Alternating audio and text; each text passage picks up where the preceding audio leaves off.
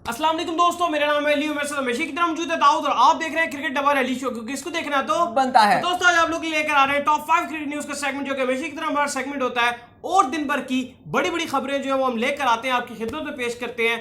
Number 1 पे आज आप लोगों से बात करने जा रहे हैं। जो खबर निकलकर सामने आ रही है वो आ रही है, जो हमने आपको बताया था कि आईसीसी इवेंट्स की जो बिट होने जा रही है, तो बिट हो गई है और उसमें कितनी कंट्रीज ने शमूलियत इख्तियार की है। कुछ तो ऐसे नाम है जो सुनकर आप हैरान रह जाएंगे, जिनका क्रिकेट से कुछ लेना देना नहीं है दूर दूर तक, लेकिन वो भी कह रहे हैं कि हम भी जो है वो इवेंट कराएंगे। तो वो क्या सीन है वो आप लोगों से शेयर करेंगे। नंबर 2 पे बात करेंगे, नासिर हुसैन का स्टेटमेंट निकलकर सामने आया बाबर आजम के बारे में। क्या शानदार उन्होंने स्टेटमेंट दिया है, सर फखर से बुलंद हो गया जी ये सुनकर। क्या कहना है उनका वो आप लोगों से शेयर करेंगे। नंबर 3 पे बात करेंगे, आज वकार यूनिस की जो प्रेस कॉन्फ्रेंस थी उसमें बड़ा रूड दिखाई दी है वकार यूनिस, जिसके ऊपर फैंस बड़ा जो है गुस्सा दिखाई दे रहे हैं। कितना रूडली क्यों बिहेव कर रहे हो आमिर के ऊपर, क्या वजह है वो आप लोगों से शेयर करेंगे। इसके बाद जो खबर निकलकर सामने आ रही है वो आ रही है सना जयसूर्या के हवाले से कि वो एक और बार, पहले तो एक दफा उन पर करप्शन के चार्जेस लगे थे जब वो क्रिकेट खेल रहे थे, लेकिन अब वो नहीं खेल रहे, उसके बावजूद उन पर करप्शन के जो चार्जेस लग रहे हैं वो क्या है वो आप लोग से शेयर करेंगे।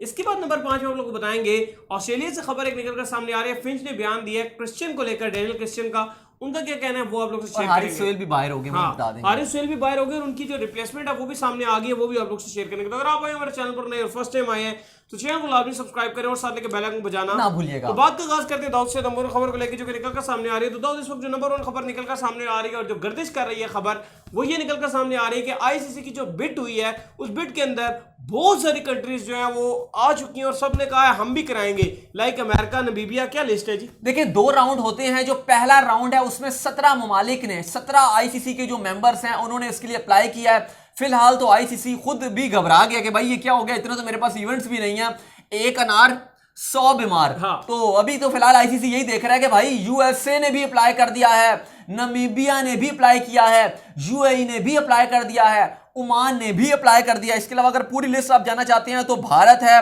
पाकिस्तान है, Australia, Bangladesh, England, Ireland, Malaysia, Namibia, New Zealand, Oman, Pakistan, Scotland, south Africa, Sri Lanka, West Indies, UAE, USA and Zimbabwe. ये 17 ममालिक हैं जिन्होंने कहा है कि हम आपका जो है वो नेक्स्ट साइकिल में हमें कुछ ना कुछ तो भाई दो।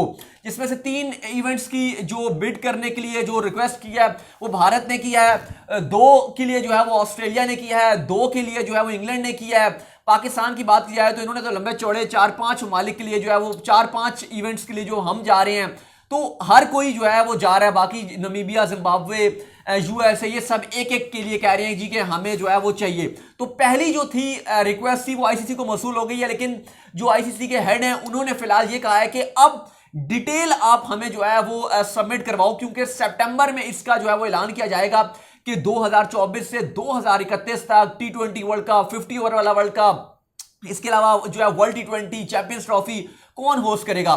तो देखना पड़ेगा कि कौन सा मुल्क किधर जाता है, लेकिन अब भी जो है वो डिटेल आपको रिपोर्ट जमा करानी पड़ेगी जो जो ममालिक जो है इंटरेस्टेड हैं, और इस रिपोर्ट में बताना पड़ेगा कि हम जो है वो आईसीसी इवेंट अगर हमारे मुल्क में होता है तो किस तरीके से क्रिकेट की बेहतरी होगी, किस तरीके से जो है वो मतलब आईसीसी जो वर्ल्ड कप होगा या कोई भी इवेंट होता है वो किस तरीके से ग्लोबली जो है वो जाएगा, क्योंकि बिलियंस ऑफ व्यूअरशिप है आईसीसी के इवेंट्स की। तो फिलहाल आईसीसी ने तस्दीक कर दिया है कि 17 मुल्कों ने अप्लाई कर दिया है पहले ही राउंड में।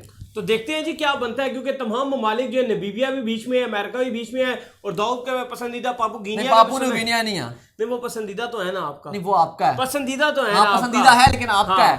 तो इसके बाद जो खबर निकलकर सामने आ रही है वो बाबर आजम के हवाले से आ रही है, जिसमें नासिर हुसैन ने स्टेटमेंट दिया है, जिसमें उनका यह कहना है कि आपको T20 में डोमिनेट करने के लिए क्रिस गेल या पुलार्ड होना जो है वो जरूरी नहीं है, आप बाबर आजम से भी सीख सकते हैं और बाबर आजम होकर भी आप डोमिनेट कर सकते हैं। भाई नासिर हुसैन ने कहा है, वो कहते हैं कि T20 में जरूरी नहीं है कि अगर आप क्रिस गेल हो या अंद्रे रसल हो तो ही आपका नाम होगा T20 में कि ये बेहतरीन खिलाड़ी है। वो कहते हैं इसमें आप बाबर आजम की तरह भी खेल सकते हैं, आप जो है वो पावर प्ले का इस्तेमाल करें, आप गैप का इस्तेमाल करें, आप अपने अच्छी जो है वो स्ट्राइक रेट का, यानी कि अगर आप अच्छी रनिंग बिटवीन द विकेट अच्छी हो, अगर आप गैप अच्छा निकालते हो तो अपना स्ट्राइक रेट अच्छा इंप्रूव कर सकते हैं।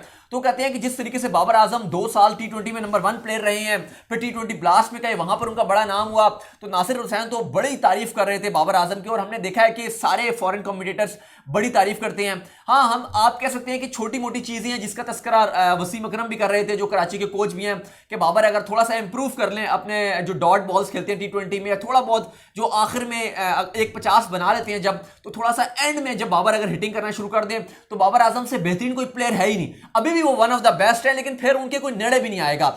लेकिन नासिर हुसैन ने भी खूब जो है वो तारीफें कर रहे हैं बाबर आजम की, और हम देखते हैं अली कि बाबर आजम को हर दुनिया का हर मुल्क से प्लेयर या उनके कमेंटेटर्स कुछ ना कुछ तारीफ जरूर करते हैं। बिल्कुल। इसके बाद दाऊद जो खबर निकलकर सामने आ रही है वो आ रही है आमिर के हवाले से। जैसे कि हमने आपको अपनी पिछली वीडियो में बताया था कि वकार यूनुस ने स्टेटमेंट्स दिया था जी आमिर को लेकर, जिसमें उन्होंने कहा था ये ना मेरी टीम है ना ये जो है कोई फ्रेंचाइज क्रिकेट है। तो इसके ऊपर जो उनका बिहेवियर था वो बड़ा रूड किस्म का जो है दिखाई दिया, जिस पर फैंस बड़ा जो है नाराज है, और उनका ये मानना है कि आमिर का कैरियर और काफी और बॉलर्स का कैरियर डिस्ट्रॉय करने में अहम किरदार वकार यूनुस का ही है। लेकिन जो आज प्रेस कॉन्फ्रेंस में जब वो आए थे और जब इंग्लैंड से वो बात कर रहे थे, जो जूम के थ्रू प्रेस कॉन्फ्रेंस थी, तो उससे ये पता चल रहा था अली कि मोहम्मद आमिर ने जो बात की थी कि ये मतलब मुझे ब्लैकमेल एक तरीके से मैं हो रहा होता हूँ, मेंटली बहुत मेरे पर प्रेशर क्रिएट हो रहा होता है, तो ये वकार यूनुस की जो टून थी वो ये बता रही थी। एक तो उनको इतना ज्यादा क्लियर मैसेज नहीं देना चाहिए था, वो एक अपनी टीम के साथ मौजूद है वहां पर, एक तो उन्होंने क्लियर कट कह दिया आमिर को कि भाई ये तुम्हारी फ्रेंचाइज क्रिकेट नहीं है जो तुम्हें यहां पर खिलाया जाएगा, तो ये उन्होंने बात कर दी।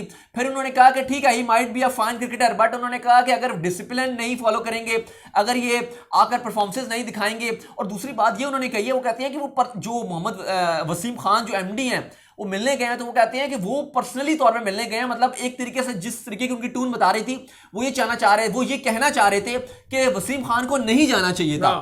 तो बातों से पता चल रहा है कि जो मतलब उन्होंने कहा वो कोई बोर्ड छोड़ की तरफ से नहीं गए थे, वो उनका अपना पर्सनल मैटर है ना। उन्होंने हमसे पूछा, वो आपसे क्यों पूछेंगे, वो आपके हेड है या आप उनके हेड है। ये कुछ बताना चाह रहे थे वकार यूनुस, इस तरह का अंदिया देना चाह रहे थे कि भाई उनको मोहम्मद आमिर की जरूरत नहीं है, और अगर वो मतलब नजर आ गया था जो मोहम्मद आमिर एक तबसरा कर रहे थे कि वकार यूनुस ऐसे हैं वैसे हैं। इवन अगर आप मिसबा को देखेंगे तो उन्होंने बड़ा पॉजिटिव रिस्पांस दिया था प्रेस कॉन्फ्रेंस में, जब उनसे सवाल हुआ अच्छे से हैंडल कर बड़े अच्छे से उन्होंने बात की थी मोहम्मद आमिर के हवाले से। लेकिन वकार यूनुस ने तो बड़ा पैथेटिक किस्म की बात कर रहे थे, और देखिए वकार यूनुस बेशक बहुत बड़े आपके कोच, बहुत बड़े खिलाड़ी होंगे, लेकिन जब वो कोच बने हैं तो उन्होंने प्रूव किया कि उनसे बदतर और वर्स्ट जो है आपको कोच नजर नहीं आएगा। और मेरे ख्याल से आपको अगर पाकिस्तान की क्रिकेट बचानी है, बॉलिंग लाइनअप जिस तरीके से हमारी ऐसी हमारी बॉलिंग होती थी, जो भी हमारा बॉलिंग अटैक है कहां खड़ा कर दिया इन्होंने। बिल्कुल ऐसी बॉलिंग नहीं है भाई, बहुत कमयाब बॉलिंग थी। 150 भी बना लेते थे T20 में, तो हम किसी भी टीम को 150। अब हमारा एक भी ऐसा बॉलर नहीं है इस टाइम करंट लॉट में। जो साउथ अफ्रीका है उसकी बी टीम से 200 खाती है, जिम्बाब्वे की जो है बैटिंग उसको नहीं रोक पाती है। अब तो ऐसा हमारा बॉलिंग लाइनअप चल रहा है। और इसका सारा जो क्रेडिट है वो आप वकार यूनुस को दीजिए, क्योंकि वो जब भी आपकी टीम के साथ जुड़े हैं या तो उन्होंने कंट्रोवर्सी क्रिएट किया या आपकी टीम को तबाह बर्बाद किया। अभी स्टिल बल्कि कह रहे थे मैं छोड़कर जाने वाला हूं, लेकिन अभी जा छोड़कर जाएं, वर्ल्ड T20 डुबा के जाएंगे, वर्ल्ड T20 तबाह करके, और जो 2-3 मेन प्लेयर्स होंगे उनके दरमियान लड़ाइयां करवा के तबाह करके दोबारा बर्बाद करके फिर ये पतले रस्से से कहेंगे जी कि मैं जा रहा हूं खुदा हाफिज। फिर 2-3 साल टीम को बनाने में लगते हैं, फिर हमारी टीम स्टेबल होती है, फिर ये अपनी एंट्री मारते हैं बीच में। ये 2010 से बल्कि पीछे चले जाएं 2007 से ये ऐसे ही चल रहा है, बीच में ये आते हैं, कुछ ना कुछ ओहदा इन्हें मिलता है, ये चीजें खराब करते हैं, फिर ये चले जाते हैं, फिर आते हैं, फिर चीजें खराब कर देते हैं।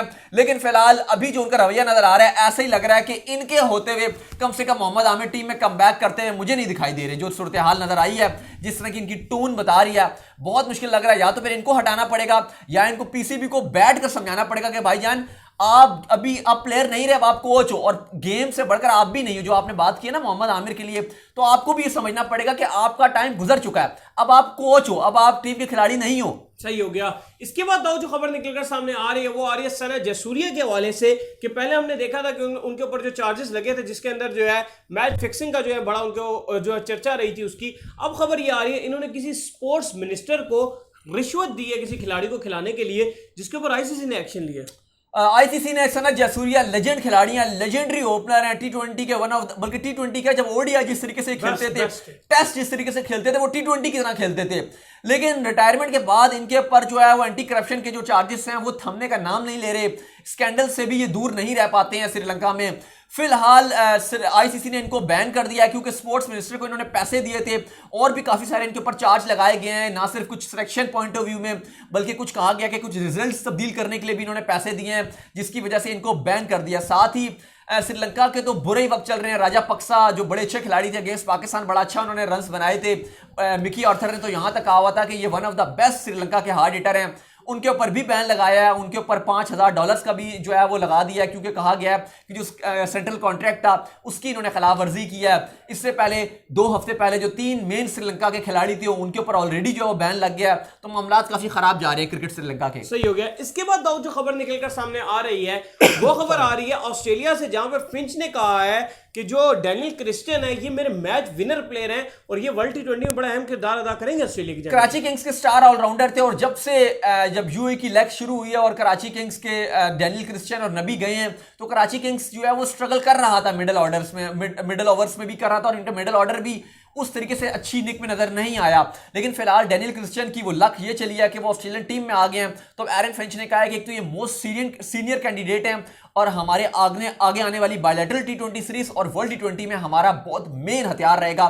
तो हमें पूरी उम्मीद है कि ये ऑस्ट्रेलिया की जीत में अहम किरदार अदा करेंगे क्योंकि अभी भी जब दौरा वेस्ट इंडीज पे मौजूद है, एरन फिंच छक्कों की प्रैक्टिस कर रहे थे, वहां पर भी हमने देखा है कि ऑस्ट्रेलिया के जो मेन प्लेयर्स हैं वो आपको नजर नहीं आ रहे। लेकिन अब बड़ा गोल्डन अपॉर्चुनिटी है कि ये जो यंग लॉट है ये रन्स बनाए, बॉलिंग अच्छी करें, एक अपने आप को प्रूव करें और वर्ल्ड T20 का टिकट कटवा सकते हैं। सही है। तो उम्मीद करते हैं कि आज का हमारा शो आपको आया पसंद लग रहा है। पसंद तो वीडियो को लाइक कीजिए और हमारे चैनल हारिस सोहेल की खबर भी थी। हारिस सोहेल की खबर आज ही निकल कर सामने आ रही है जिसमें अब जो है वो काफी हद तक ये चीज जो है कंफर्म हो गई है कि हारिस सोहेल जो है वो आपको नेक्स्ट ओडीआई में अब नजर नहीं आएंगे। उनकी जगह कौन आ रहा है? हमने जो दोपहर के शो में भी बता दिया था कि हारिस सोहेल पहले ओडीआई से तो कम से कम बाहर हो गए। बाय द वे कल ऑफिशियली तौर पे ऐलान होगा जब उनका MRI होगा, लेकिन वो लगभग पहले ओडीआई से वैसे ही बाहर हो गए हैं। तो चांसेस यही नजर आ रहे हैं कि शोएब मकसूद को प्लेइंग 11 में खिलाया जाएगा और दूसरे ऑप्शन जो है वो साउथ शकील का नाम आ रहा है कि वो खेल सकते हैं या फिर सलमान आगा भी हैं, लेकिन देखते हैं किसको मौका मिलता है। तो उम्मीद करते हैं कि हमारा शो आपको पसंद लगा है। वीडियो को लाइक कीजिए, हमारे चैनल को सब्सक्राइब कीजिए, साथ ही बेल आइकन को बजाइए, दाऊद फॉलो कीजिए। बिल्कुल, मुझे इंस्टाग्राम में फॉलो कर लें, यहाँ पे मैं मौजूद हूँ दाऊद क्रिकेट के नेम से, और अली को भी फॉलो कर लें। मैं मौजूद हूँ क्रिकेट लवर के ऑफिशियल नाम। Next video. अल्लाह हाफिज़, बाय बाय।